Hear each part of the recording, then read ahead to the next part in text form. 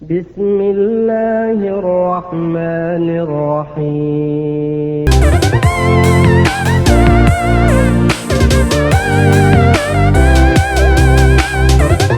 Bismillahirrahmanirrahim. Assalamualaikum warahmatullahi wabarakatuh. Innal hamdalillah nahmaduhu wa nasta'inuhu wa nastaghfiruh wa na'udzu billahi min syururi anfusina wa min sayyiati a'malina. May yahdihillahu fala mudhillalah wa may yudlilhu fala hadiyalah. Asyhadu an la ilaha illallah wa asyhadu anna Muhammadan abduhu wa rasuluh. Allahumma sholli wa sallim ala sayyidina Muhammadin wa ala alihi wa sahbihi ajmain, amma ba'du. Para pemirsa Syarif Rosyad Channel dan anak-anakku kelas 10 yang mudah-mudahan selalu dalam keadaan sehat walafiat dan dalam lindungan Allah Subhanahu wa taala, amin ya rabbal alamin. Baiklah anak-anakku sekalian, kita berjumpa lagi pada pembelajaran pendidikan agama Islam dan budi pekerti tentang meneladani dakwah Nabi Muhammad SAW di Mekah bagian yang pertama. Untuk lebih jelasnya, silakan simak materi berikut ini. Infografis materi ini semua siswa diharapkan mampu menjelaskan dan memahami. Yang pertama, kondisi masyarakat Arab Jahiliyah. Kemudian kalian juga diharapkan mampu menjelaskan dan memahami Nabi Muhammad SAW diangkat sebagai Rasul. Kemudian kalian juga harus mampu menjelaskan dan memahami substansi dakwah Rasulullah SAW di Mekah. Kalian juga harus mampu menjelaskan dan memahami strategi dakwah Rasulullah SAW di Mekah. Yang selanjutnya, materi tadabbur kali ini adalah amati gambar di bawah ini, kemudian berikan komentar apa maksud dan makna dari gambar 1 dan gambar 2. Itu maksud dan maknanya apa? Silakan kalian berikan komentar pada buku catatan kalian masing-masing. Ini adalah sebagai tugas portofolio pada pembelajaran kali ini. Silakan perhatikan bagaimana revolusi akidah dan akhlak Rasulullah SAW periode Mekah. Yang pertama, pada tanggal 12 Rabiul Awal bertepatan dengan tahun 53 sebelum hijrah atau bertepatan dengan tahun 571 Masehi, Nabi Muhammad SAW lahir. Kemudian yang selanjutnya, pada tahun 575 Masehi, ibunda Nabi kita Nabi besar Muhammad SAW, Siti Aminah, wafat. Kemudian pada tahun 579 Masehi, Abdul Muthalib meninggal dunia. Yang selanjutnya adalah pada tahun 610 Masehi, Nabi Muhammad SAW diangkat menjadi Rasul. Dan selanjutnya beliau diberi tugas mulai berdakwah secara sembunyi-sembunyi dan terang-terangan. Dan selanjutnya pada tahun 615 Masehi, para sahabat hijrah ke Habasyah.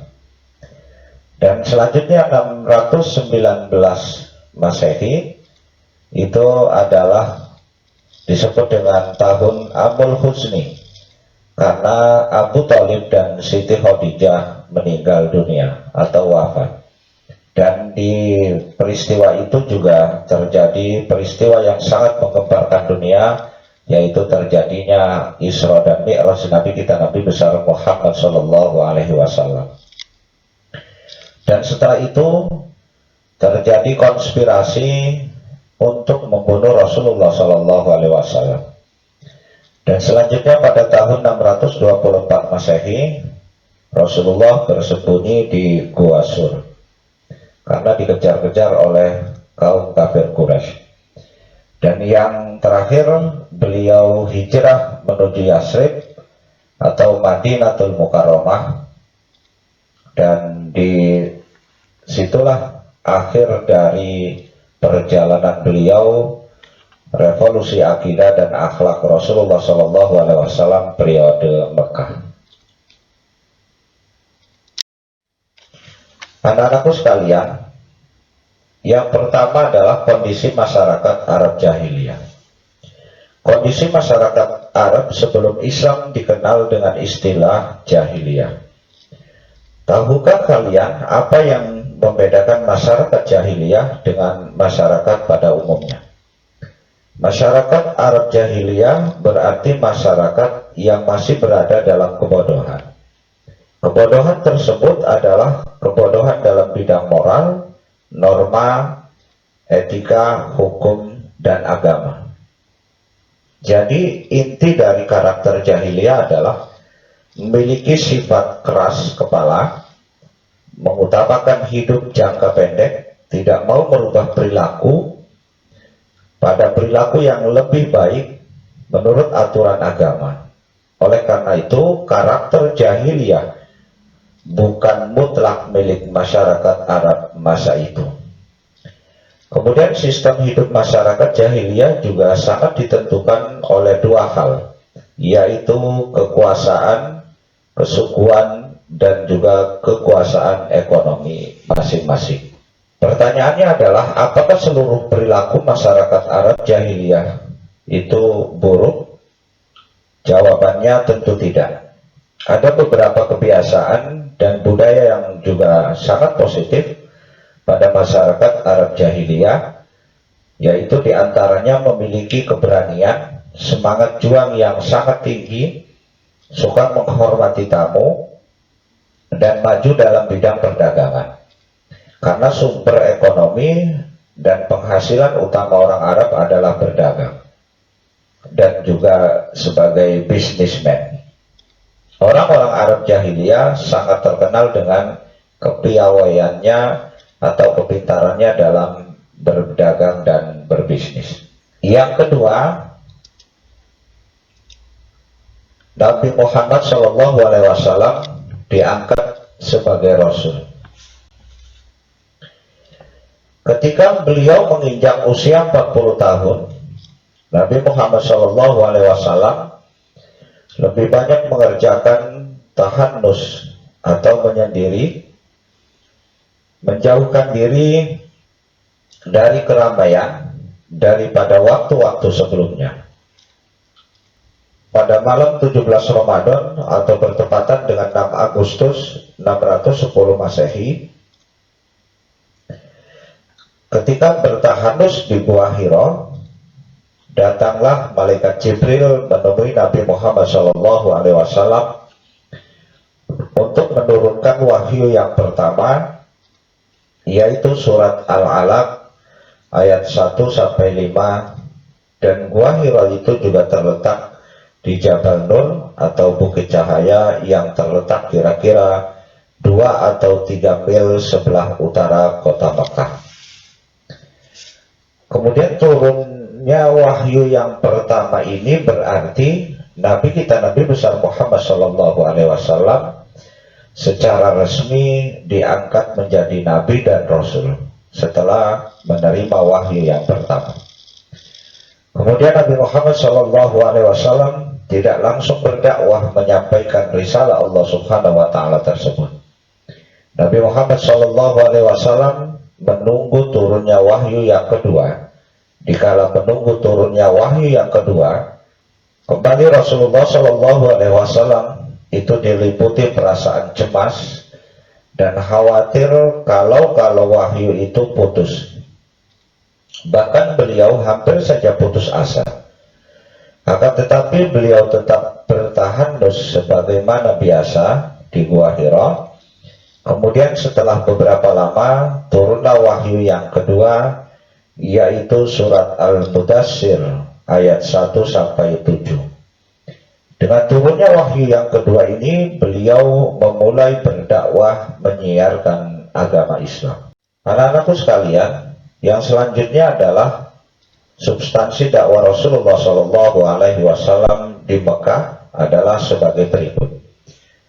A. Mengajarkan tauhid. Rasulullah Shallallahu Alaihi Wasallam mengajak masyarakat Arab yang saat itu menyembah berhala agar mengesahkan tauhid atau merubah kebiasaannya untuk menyembah kepada Allah Subhanahu wa taala serta mengakui kerasulan Nabi kita Nabi besar Muhammad sallallahu alaihi wasallam. Dan Islam mengajarkan bahwa Allah Subhanahu wa taala adalah Maha Esa. Dialah tempat memohon bagi semua makhluknya. Dia tidak beranak dan tidak diperanakan, dan tidak ada satupun yang menyamainya. Yang B. Memperbaiki akhlak masyarakat. Rasulullah Shallallahu Alaihi Wasallam merevolusi akhlak masyarakat Mekah yang saat itu terbiasa berperilaku jahiliyah, seperti minum-minuman keras, berjudi, berzina, dan membunuh. Islam menegaskan bahwa semua perbuatan tersebut adalah dosa besar. Di samping itu juga Nabi Muhammad SAW juga mengajak masyarakat Arab untuk berbuat kebajikan dan berakhlak yang terpuji dan melarang berbuat kejahatan dan kerusakan. Anak-anakku sekalian, yang selanjutnya adalah yang C. Menegakkan keadilan dan persamaan derajat. Islam mengajarkan persamaan derajat di antara sesama manusia. Masyarakat Arab jahiliyah saat itu masih membedakan derajat laki-laki dan perempuan, dan antara budak dan majikan. Semua manusia sama derajatnya di sisi Allah Subhanahu wa taala. Yang membedakan adalah ketakwaannya. Hal inilah yang menjadi bukti bahwa Rasulullah Shallallahu Alaihi Wasallam telah meletakkan dasar-dasar nilai kemanusiaan, persamaan derajat, dan cinta kasih kepada sesama manusia. Yang D. Mengajarkan adanya hari kiamat. Islam mengajarkan bahwa setelah alam dunia ini hancur dan akan digantikan dengan alam akhirat, setiap manusia akan dimintai pertanggungjawaban atas perbuatan selama mereka hidup di dunia. Bagi yang beramal soleh dan berperilaku mulia akan mendapat balasan surga.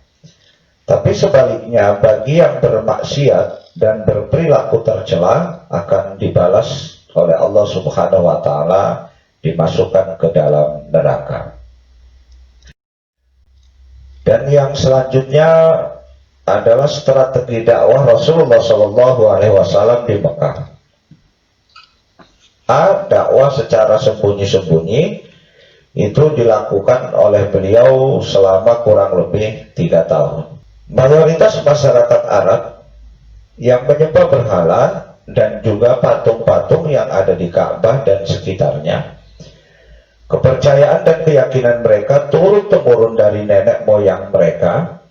Kondisi seperti ini mengakibatkan tujuan dakwah guna menyampaikan ajaran tauhid terhadap mereka terhambat, sebab resiko penolakan terhadap ajaran Islam semakin tinggi, mengingat selama bertahun-tahun mereka menyembah berhala. Dan strategi yang paling bijaksana untuk menghadapi kondisi seperti ini adalah berdakwah dengan sembunyi-sembunyi. Dan dengan demikian masyarakat Mekah tidak akan kaget karena munculnya agama Islam. Adapun hasil dari dakwah secara sembunyi-sembunyi, Rasulullah SAW berhasil mengislamkan satu istri beliau, yaitu Siti Khadijah, adalah wanita yang pertama masuk Islam. Kemudian yang kedua, Abu Bakar Siddiq, sahabat dekat Nabi Muhammad SAW. Kemudian Ali bin Abi Thalib, sepupu Nabi Muhammad SAW. Dan selanjutnya Jaiz bin Harisah, yaitu budak yang dipelihara oleh Nabi Muhammad SAW. Dan selanjutnya adalah Utsman bin Affan, kemudian Zubair bin Awam, dan selanjutnya Sa'ad bin Abi Waqqas, dan selanjutnya Abdurrahman bin Auf, kemudian Thalha bin Ubaidillah, dan selanjutnya Abu Ubaidillah bin Jarrah. Kemudian yang selanjutnya adalah yang diislamkan oleh Rasulullah, Arqam bin Abil Arqam, dan kemudian Fatimah binti Khattab, yaitu adiknya Umar bin Khattab, beserta suaminya yang bernama Sa'id bin Jaiz al-Adawi. Orang-orang yang disebutkan di atas itu disebut dengan as-sabiqun al-awwalun, yaitu orang-orang yang pertama masuk Islam. Rasulullah SAW menemui mereka secara perorangan dan mengajarkan Islam dengan secara sembunyi-sembunyi, dan akhirnya mereka tertarik dan memeluk Islam secara sembunyi-sembunyi juga. Dan wahyu yang diturunkan secara bertahap, sedikit demi sedikit, ayat yang turun berupa ayat-ayat pendek dengan gaya bahasa yang indah serta menyentuh hati. Hal inilah yang semakin menambah keyakinan mereka atas kebenaran ajaran Islam yang dibawa oleh Rasulullah Muhammad SAW. Anak-anakku sekalian, yang selanjutnya adalah dakwah secara terang-terangan. Itu dilakukan oleh Rasulullah kurang lebih 10 tahun. Dakwah secara terang-terangan selama kurang lebih 10 tahun ini, sebagaimana firman Allah Subhanahu wa Ta'ala dalam firman-Nya, A'udzubillahi minasyaitonirrajim, fasta' bima tu'maru wa a'rid 'anil musyrikin. Maka sampaikanlah Muhammad secara terang-terangan segala apa yang diperintahkan kepadamu, dan berpalinglah dari orang yang musyrik. Quran Surat Al-Hijr ayat 94.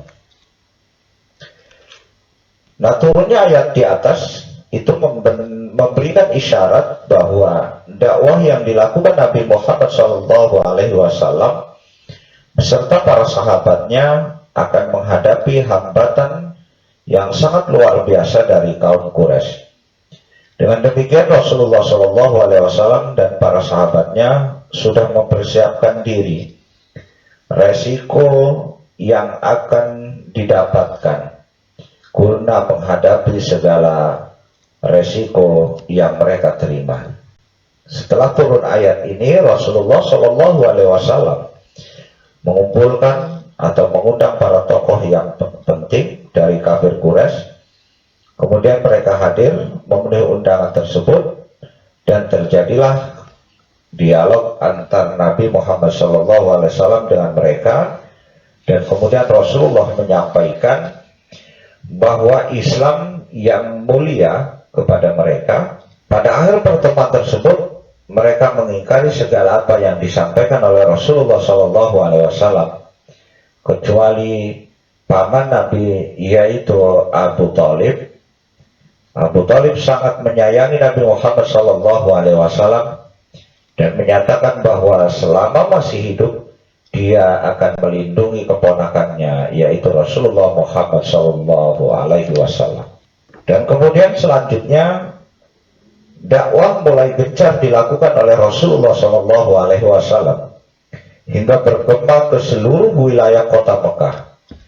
Dan Rasulullah SAW bangkit berdakwah melawan segala kemusyrikan dan segala bentuk penyembahan kepada selainnya, Rasulullah SAW dengan tegas menyatakan bahwa siapa saja yang menyembah berhala dan menjadikannya penolong, sungguh mereka berada dalam kesesatan yang sangat nyata.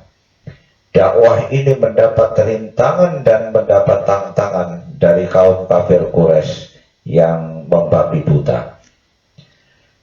Dan kemudian paman Rasulullah SAW yang bernama Hamzah bin Abdul Muthalib masuk Islam. Beliau adalah tokoh Quraisy yang sangat disegani dan dipandang. Dan Hamzah menyatakan diri akan menjadi pelindung bagi Rasulullah SAW. Kemudian selain Hamzah bin Abdul Muthalib, tokoh Quraisy lainnya yang masuk Islam adalah Umar bin Khattab. Umar bin Khattab adalah orang yang sangat disegani dan dipandang. Wataknya yang sangat keras dan tegas. Dan di hadapan Rasulullah SAW, Umar bin Khattab menyatakan diri untuk masuk Islam. Anak-anakku sekalian, hikmah yang dapat dipetik dari dakwah Nabi kita Nabi Muhammad SAW secara terang-terangan ini adalah hendaknya para dai bersikap lemah lembut. Adapun hikmah yang dapat dipetik dari dakwah Nabi kita Nabi besar Muhammad SAW secara terang-terangan adalah hendaknya para dai dan pendakwah yang sekarang ini bersikap lemah lembut, lentur dalam menyampaikan dakwahnya pada saat tertentu. Dakwah dilakukan secara diam-diam, tetapi sekali waktu terang-terangan, sekali waktu lemah lembut, dan sekali waktu tegas sesuai dengan tuntutan situasi dan kondisi zaman. Sampailah pada tugas siswa. 1. Kalian jelaskan apa yang dimaksud dengan kejahiliaan masyarakat Mekah dalam bidang agama. Kemudian yang kedua, sebutkan nilai-nilai perjuangan dakwah Nabi Muhammad SAW yang bisa diteladani dan diterapkan dalam kehidupan sehari-hari. Selamat mengerjakan tugas. Demikian materi yang dapat saya sampaikan. Semoga ada manfaatnya dan semoga kalian semua bisa menyimak dengan sebaik-baiknya. Dan sebelum saya tutup materi ini, jangan lupa pesan ibu, selalu pakai masker, selalu jaga jarak, dan selalu cuci tangan dalam setiap aktivitas apapun. Semoga kita selalu dalam lindungan Allah Subhanahu wa Ta'ala, dan semoga COVID-19 ini cepat sirna dari alam Indonesia ini. Amin ya rabbal alamin. Saya akhiri billahi taufiq wal hidayah. Wassalamualaikum warahmatullahi wabarakatuh.